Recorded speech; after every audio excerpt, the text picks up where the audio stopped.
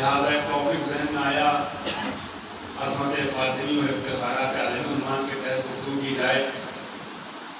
اس سے مشابہ ایک ٹاپک پر ایام فاطمی میں ایک سال گفتگو کی تھی، ماشاءاللہ بڑا اچھا ماحول تھا مجلس کا۔ فاطمہ کے رشتے ازدواج کو پیش کیا جائے، کیا ارتباط تھا، کیا طرز زندگی تھا، اور کس کس طریقے سے علی نے زہرا سے اپنے انتساب پہ افتخار کیا ہے۔ چونکہ بیٹے غمزدہ ہیں، اولاد نے اپنی ماں کے ساتھ ثواب کے لیے شکر کی، لہذا حقوق والدین خصوصاً ماں کی عظمتوں کے حوالے سے کچھ گفتگو کرنے کا ارادہ ہوا۔ عزیزان گرامی، اور اس طرح کے کچھ موضوعات بھی ذہن میں آئے۔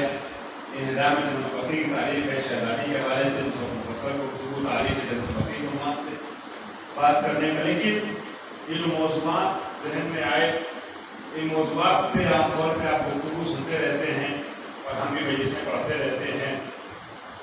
ابھی میں یہاں بیٹھا تو میں نے دیکھا مجھ سے پہلے عباس صاحب نے پہلے ایک کلام پیش کیا افسوسانی میں جناب فضہ کے حوالے سے، تو جناب فضہ کے حوالے سے خوبصورت کلام آپ کا سننے کے بعد اچانک ذہن میں یہ خیال ابھرا کہ ابھی جو مہینہ گزرا ہے وہ ماہ قرآن تھا، ہم متصل ہیں، ابھی اس قرآنی فضا سے نکل نہیں پائیں گے مومنین، اور خدا کرے کہ اس فضا میں رہیں۔ ذہن مانوس ہے قرآنی فضا سے، وہ مہینہ جس کے لیے آپ دعا پڑھتے ہیں ہر روز رمضان میں، شہر رمضان الذی انزل فیہ القرآن ھدی للناس وبینات من الھدی والفرقان۔ ماہ مبارک رمضان وہ مہینہ ہے کہ اس میں ہم نے قرآن کو نازل کیا ہے۔ قرآن وہ کتاب ہے کہ جو لوگوں کے لیے ہدایت کا ذریعہ بھی ہے اور حق و باطل کو بتانے کا ایک وسیلہ بھی ہے، حق و باطل کے فرق کو سمجھانے کا ایک ذریعہ بھی ہے۔ عزیزان گرامی، تو ماہ قرآن ہے، اور زہرا کی جس کنیز کا آپ نے قصیدہ پیش کیا، یہ کنیز قرآن کے حوالے سے پہچانی جاتی ہے۔ درس کر رہا ہوں، سارے مومنین جیسے اورنگ آباد کے میرے ساتھ چلتے اگر چلیں گے تو مجھے اپنی بات پیش کرنے میں آسانی ہوگی۔ عزیزان گرامی، جیسے ہی حبیب کا نام آتا ہے نا، اہل بیت کے اصحاب میں، ائمہ کے اصحاب میں حبیب کا نام آتا ہے، ساتھ میں فقاہت کا تصور آ جاتا ہے۔ میں درس کر رہا ہوں۔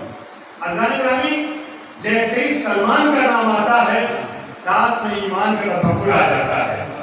نہیں غور کر رہا عزیزان گرامی، تو کچھ پرسنالٹیز ایسی ہیں، کچھ شخصیتیں ایسی ہیں، کچھ نام ایسے ہیں کہ جن کے نام کے ساتھ کچھ مفہوم معنوی خود بخود ذہن میں آ جاتا ہے۔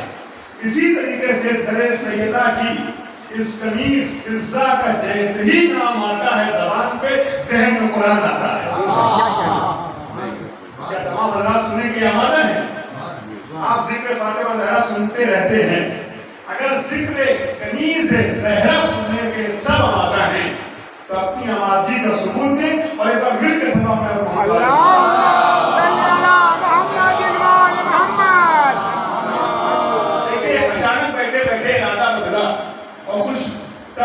مشکل سبجیکٹ اور ٹاپک اٹھانے کا ارادہ کر لیا اس سوسانی کی وجہ سے، تو اب آپ کا ساتھ مجھے چاہیے ہوگا، مجھے یہ محسوس نہ ہو کہ میں اورنگ آباد میں نہیں کہیں اور مجلس پڑھ رہا ہوں، توجہ چاہتا ہوں۔ عزیزان گرامی، اب چونکہ فضہ کے ذکر تک جانا ہے کہ جس کے نام کے ساتھ قرآنی مطالب چھپے ہوئے ہیں، قرآنی گفتگو چھپی ہوئی ہے، قرآنی معارف چھپے ہوئے ہیں، فضہ کے فضائل میں اس وادی تک آپ کو لے کے جانا ہے جہاں دروازے سے ہو کے ہم چلے جاتے ہیں واپس۔ میں عرض کر رہا ہوں، ایک جملہ آپ نے ہمیشہ سنا ہے کہ فضہ 40 سال قرآن سے باتیں کرتی تھی۔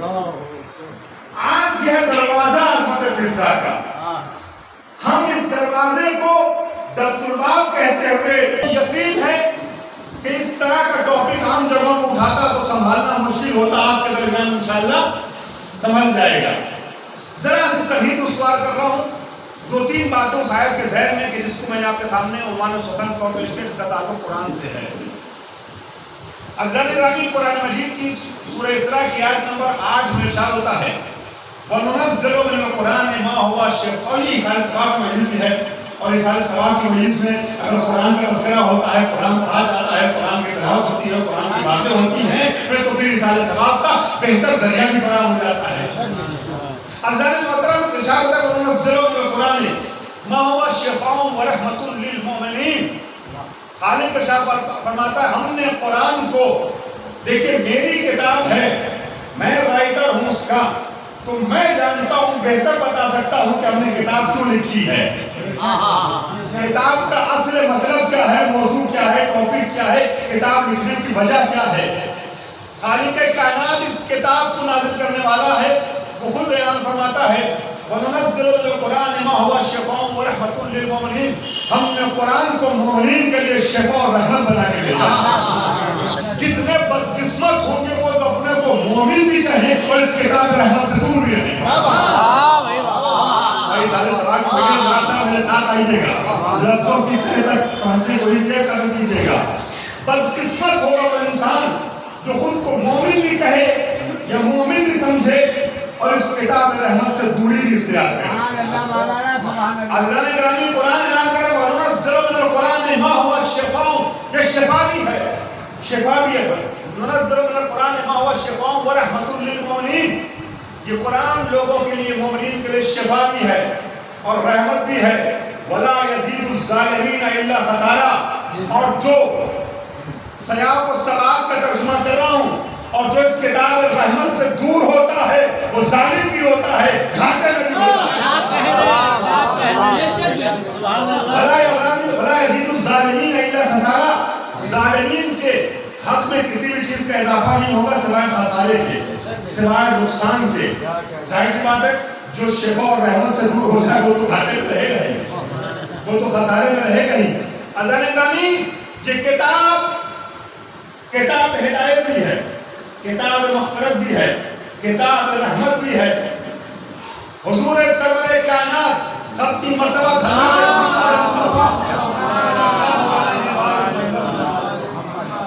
سلامت رہے مومنین جتنی تعداد و سیاحت سے خوبصورت سن رہے ہیں.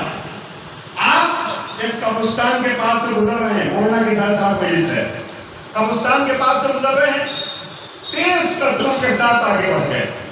بہت لطف آئے گا آپ کو.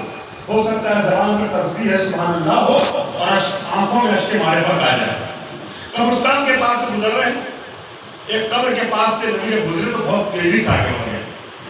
جب واپس آئے اسی قبرستان سے، اسی قبر کے پاس سے، تو بہت آہستہ آہستہ تھوڑی دیر کے بعد واپس آ رہے، بہت آرام سے اسی قبر کے پاس سے. نبی اکرم صاحب نے سوال کیا رسول اللہ ماجرا کیا ہے؟ جب آپ اسی قبر کے پاس سے گزر رہے تھے، جا رہے تھے تو بہت تیزی کے ساتھ جا رہے تھے، واپس آئے ہیں تو بہت آرام سے. وہ نبی کہ جو اس علی کا استاد ہے جو یہ کہتا ہے لو خوش پر گھٹا لمس تب تو یقینا، میری نگاہوں کے سامنے سے زمین و آسمان کے پردے ہٹا دیے جائیں تو میرے علم و یقین میں اضافہ نہ ہوگا. ظاہر اور باطن کو ایک طریقے سے دیکھنے اور جاننے والا نبی ہے. وہ مسلمان نہیں جو نبی کے اس معجزے کا انکار کر لے جائے.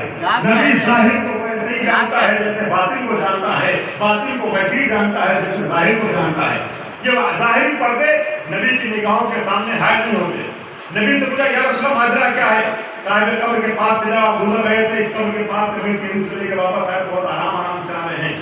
تو نبی فرماتے ہیں کہ اس قبر میں جو انسان لیٹا ہوا ہے یہ اللہ کا گنہگار بندہ، دنیا سے جب گیا تو گناہ کرنے کی وجہ سے اس کے اوپر عذاب نازل ہو رہا تھا. ہم اور آپ نہیں دیکھ پاتے کہ قبر میں مردوں کا حال کیا ہے، لیکن نبی تو جانتا ہے نا. نبی اکرم نے کہا اس سارے قبر کے اوپر عذاب نازل ہو رہا تھا، اور حکم یہ ہے کہ جہاں بلا ہو، مصیبتیں ہوں، عذاب کا نزول ہو، وہاں تیزی سے آگے بڑھ جاؤ، کہیں تم بھی اس کی لپیٹ میں نہ آ جاؤ. لہذا ہم تم کو لے کے تیزی سے آگے بڑھ گئے. لیکن جب واپس ہو رہے تھے تو اس قبر میں لیٹنے والے انسان کے اوپر رحمتوں کا نزول ہو رہا تھا. رحمتیں نازل ہو رہی تھی، اور ظاہر سی بات ہے جہاں رحمتوں کا نزول ہو وہاں ٹھہر جانا بہتر ہوگا۔ چنانچہ میں ٹھہر گیا، آرام سے چل رہا تھا۔ اب اصحاب حیرت سے نبی سے پوچھتے ہیں یا رسول اللہ ماجرا کیا ہے؟ ابھی تھوڑی دیر پہلے کے بعد اسی قبر کے پاس سے جا رہے تھے تو اس کے اوپر عذاب نازل ہو رہا تھا، اور جب واپس آ رہے ہیں تو اسی صاحب قبر کے اوپر رحمتوں کا نزول ہو رہا ہے۔ یہ 2 لمحے میں قبر کے اندر لیٹنے والے مردے کے حالات بدل کیسے گئے؟ لمحہ بھر پہلے جاتے ہوئے عذاب ہو رہا تھا، لمحہ بھر بعد واپسی میں رحمتوں کا نزول ہو رہا ہے۔ سننا میرے بھائی کو، اگر بات پسند آ جائے تو عزیزان اکرامی دعاؤں کا طلبگار رہوں گا۔ نبی اکرم فرماتے ہیں چونکہ یہ گنہگار تھا اس وجہ سے اس کے گناہوں کے نتیجے میں اس صاحب قبر کے اوپر عذاب ہو رہا تھا، مگر جب یہ دنیا سے گیا تھا لوگ پوچھتے ہیں کہ مرنے کے بعد والدین کے لیے کار خیر کر کے کیسے ثواب پہنچایا جا سکتا ہے؟ لوگ پوچھتے ہیں، اب میں ان گروہوں کا نام نہیں لے رہا ہوں جو شکی گروہ ہمارے درمیان پیدا ہونے لگے ہیں، ارے وہ تو چلا گیا اس کا عمل اس کے ساتھ، اب میرے کرنے سے کیا ہوگا؟ سنو نبی کیا کہتے ہیں۔ نبی کہتے ہیں جب گنہگار اس پر عذاب نازل ہو رہا تھا، لیکن جب یہ گیا تھا تو چھوٹے سے بچے کو چھوڑ کے گیا تھا۔ اس چھوٹے سے بچے کو اس کے گھر والے آج مکتب میں لے کے گئے ہیں، اور استاد نے قرآن کی پہلی آیت پڑھائی ہے، بسم اللہ الرحمن الرحیم، شروع کرتا ہوں اللہ کے نام سے جو رحمتوں کا نازل کرنے والا ہے۔ بیٹا جب اس مرحوم کا اس صاحب قبر کا بیٹا اللہ کی رحمانیت کا قصیدہ پڑھ رہا تھا تو اللہ کو حیا آئی، جس کا بیٹا میری رحمانیت کا قصیدہ پڑھ رہا ہے اس کے اوپر عذاب کیسے لہذا بیٹے کے قرآن کی آیت پڑھنے کے نتیجے میں باپ کا عذاب رحمتوں میں بدل گیا۔ بیٹے نے قرآن پڑھا، ایک آیت پڑھی، آپ نے محسوس کیا قرآن وہ کتاب رحمت ہے، پڑھتی ہے اولاد، فائدہ باپ کو ہوتا ہے، ماں کو ہوتا ہے۔ اسی لیے علماء کہتے ہیں، علماء کو، مولویوں کو کوئی عربی زبان سے تعصب نہیں ہے، عربی پڑھانے کو اسی لیے کہا جاتا ہے اپنے بچوں کو کہ عربی میں ہی قرآن ہے۔ قرآن سمجھنے کے لیے اپنی زبان کا ترجمہ پڑھ لیجیے، مگر قرآن جو اللہ کے جملے ہیں اسے پڑھنے کے لیے اتنی عربی تو اپنے بچوں کو سکھائی گئی کہ مرنے کے بعد کرائے کا قاری نہ ڈھونڈنا پڑے۔ پیسہ لے کے کرائے پر پڑھنے والا پیسے نہیں پڑھے گا، جیسے آپ اپنے اپنی ماں کے لیے پڑھیں گے۔ برا ہمارے اوپر میں کوئی کاؤنٹ نہیں کر رہا ہوں لفظ کرایا کیونکہ مناسب لفظ نہیں ہونے کا تھوڑا سا وہ ہو رہا ہے، کچھ لوگ غلط نہ سوچ لیں، مگر جو بات سمجھانا چاہ رہا ہوں پہنچ گئی بات۔ بجائے اس کے کہ انسان جو ہے لاوارثی کا اور بے چارگی کا شکار ہو جائے، اپنے باپ اور اپنی ماں کے لیے ایک آیت بھی نہ پڑھ پائے۔ ان سے پوچھے کوئی بتا دے بھائی صاحب، ان سے پوچھے بتا دیے، اور یہ بھی 2-4 دن پوچھا، مل گیا بنا بھی بھول گئے۔ پھر ماں اور باپ کا خبر میں کیا حال ہے، اس سے بے خبر ہے۔ تو عزیزو قرآن خود بھی پڑھیں، اپنے بچوں کو بھی پڑھائیں۔ آپ اپنے بچوں کو پڑھائیں گے، بچوں سے زیادہ آپ کا فائدہ ہوگا۔ اور کر رہے ہیں، نبی نے فرمایا بیٹے نے پہلی آیت قرآن کی پڑھی تھی، وہ جو گنہگار باپ دنیا سے گیا تھا اس کے گناہ معاف کر دیے گئے۔ یہ شفیع حسینی کے جملے نہیں ہیں، مرسل اعظم کے جملے ہیں، اس میں شک نہیں کیا جا سکتا ہے۔ قرآن پڑھنے کا یہ فائدہ ہی سوال ہے۔ قرآن کتاب ہدایت ہے۔ جب ہمارے سامنے تو ظاہری قرآن ہے، سورہ فاتحہ کے بعد پہلا پارہ جو شروع ہوتا ہے اسی میں آپ پڑھتے بسم اللہ الرحمن الرحیم، الف لام میم ذالک الکتاب لا ریب فیہ ھدی للمتقین۔ یہ کتاب متقین کی ہدایت ہے، یہ کتاب ہدایت ہے۔ جو کتاب ہدایت پڑھے گا نہیں وہ ہدایت پائے گا کیسے؟ دیکھیں اس سارے سوال کی مجلس سے موت کی بات نہیں سونی ہے، مجھے معاف کیجیے گا اگر خطابت کی روح میں کوئی جملہ سخت کہہ جاؤں، میرے جملوں پہ نہ جائیے گا، جو بات کہنا چاہوں، جو پیغام دینا چاہوں اس کو غور کیجیے گا۔ وہ انسان کیا ہدایت پائے گا؟ وہ انسان کیا علی والا رہ سکتا ہے؟ وہ انسان کیا نبی والا رہ سکتا ہے جو کتاب ہدایت سے دور ہے؟ ہدایت کا اپوزٹ ہے گمراہ. قرآن سے دور رہنے والوں کو اگر گمراہ کہے تو برا مت مانیے گا.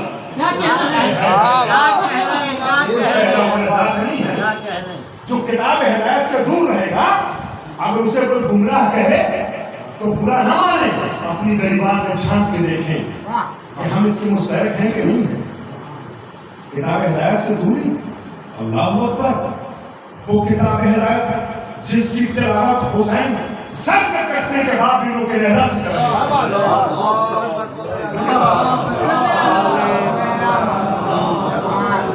ایسے نہیں. اگر اللہ اگر ہماری بات سے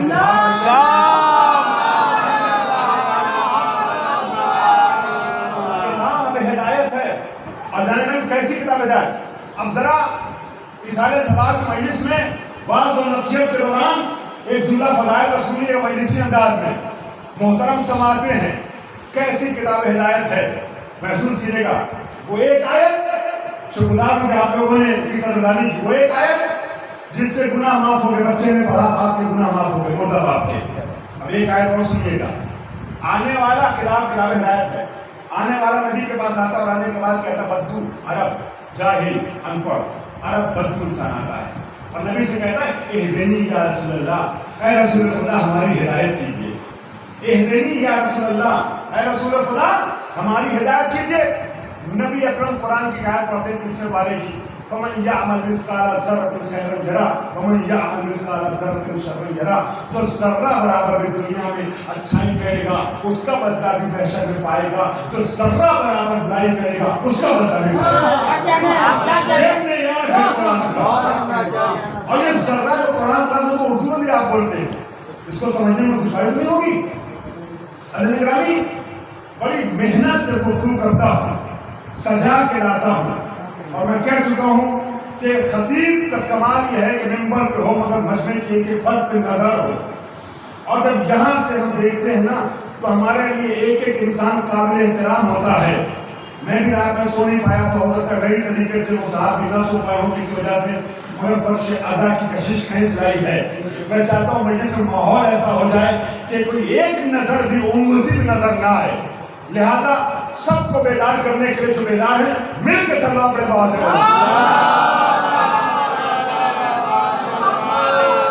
آخر میں ایک مرتبہ اور گزارش کروں گا سلام پڑھتے آپ کو اندر آ جائے.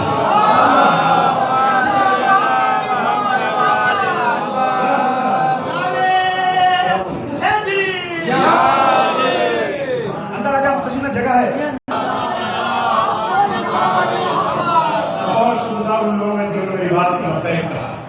عزیزان گرامی تو نبی اکرم کے پاس آتا ہے اور آنے والا بدو عرب یہ کہتا ہے اہدنی یا رسول اللہ اے رسول خدا میری ہدایت کیجیے.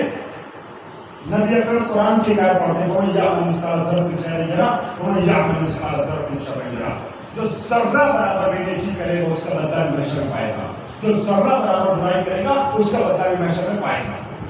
چلا جاتا ہے بدو دوبارہ پھر آتا ہے دوسرے دن یا دوسری بار نبی کے پاس آتا ہے. نبی سے کہتے ہیں اہدنی یا رسول اللہ اے رسول خدا میری ہدایت کیجیے. نبی کہتے ہیں ومن یعمل مثقال ذرۃ شرا یرہ ومن یعمل مثقال ذرۃ خیرا یرہ ومن یعمل مثقال ذرۃ شرا یرہ.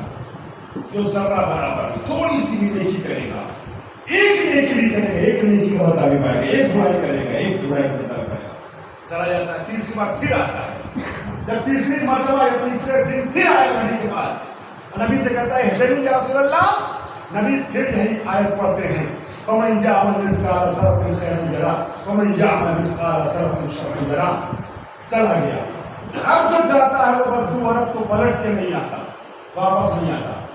نبی اکرم سے اصحاب پوچھتے یا رسول اللہ ماجرا کیا ہے. وہ بدو عرب بار بار آپ سے آ کے ایک ہی بات کہتا ہے ہدایت کیجیے اور آپ ایک ہی آیت پڑھتے ہیں. 3 بار آیا 3 بار آپ نے ایک ہی آیت پڑھی اور اب جو جاتا ہے تو واپس نہیں آتا.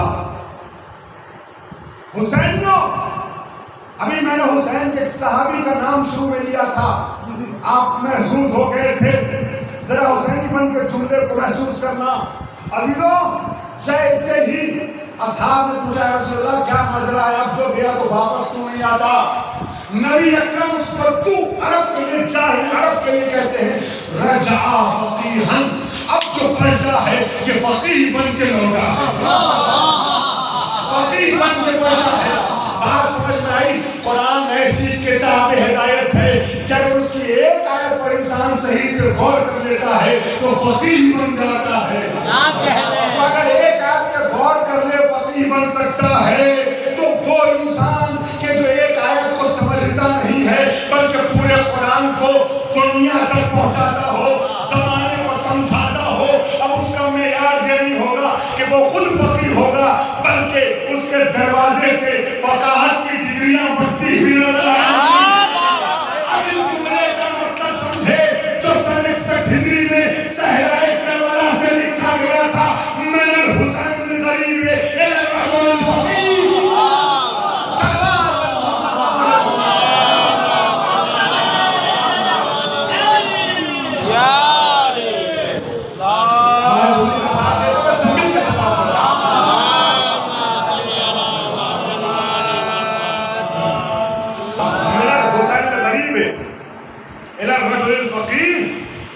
یہ خط حسین غریب سے رجل فقیہ تک بھیجا جا رہا ہے۔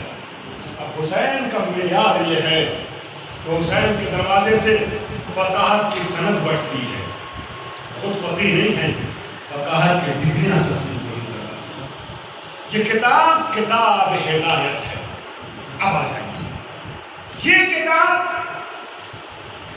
میں اپنے موضوع پہ آگے بڑھی تیزی سے، یہ کتاب اگر ایک آیت انسان پڑھ کے سمجھ لے تو اصطلاح میں اسے فقیہ کہتے ہیں، تو اس خاتون کا معیار کیا ہوگا جس نے پورے قرآن کو ایسے سمجھا کہ زندگی بھر قرآن ہی بولتی رہی۔